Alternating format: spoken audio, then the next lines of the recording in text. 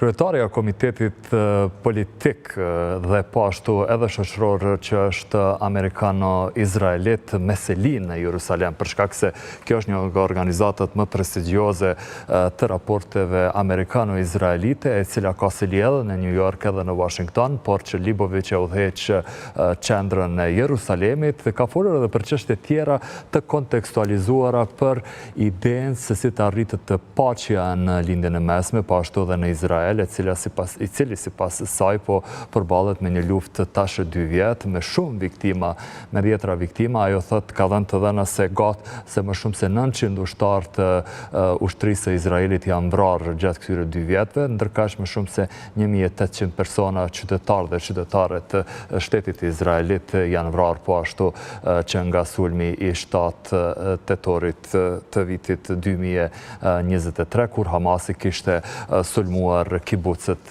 izraelit. Ajo flet po ashtu edhe për çështjet se si janë parandaluar në një farë forme operacionet ushtarake të IDF-it, që është ushtria izraelite në Gaza, dhe thot se momentalisht ushtria e Izraelit ka vetëm një detyrë, edhe që ajo është mbrojtja, por asesi sulmi.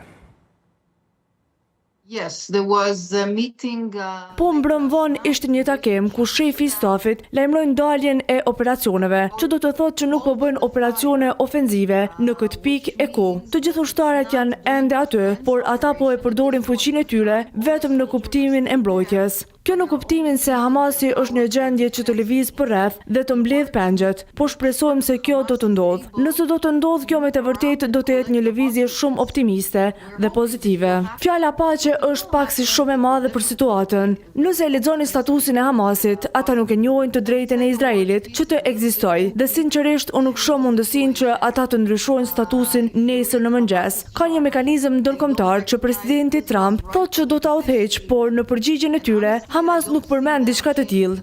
Me fjalë të tjera, ata akoma nuk planojnë këtë pikë. Ky mekanizëm amerikan ndërkombëtar përfshin po ashtu partnerët palestinez, por Hamasi nuk mund të jetë njëri prej tyre. Nëse ata do të pajtohen me këtë, unë nuk jam e sigurt se do ta bëjnë një gjë të tillë.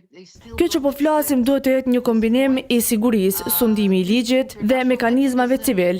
Pjesa civile dukshëm që do të merret me shëndetësinë, edukimin, rindërtimin e Gazës, gjitha këto çështje civile sikur janë uji i pishëm, energjia elektrike.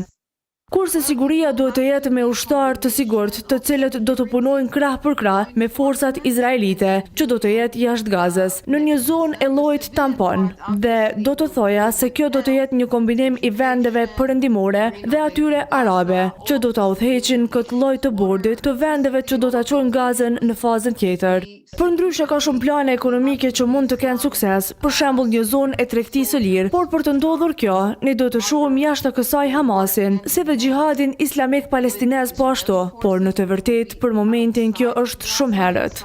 Nëse e shohim në histori, ne kemi pasur shumë president amerikan, demokrat e republikan, të cilët nuk kanë arritur që të afrojnë palestinezët dhe izraelitët.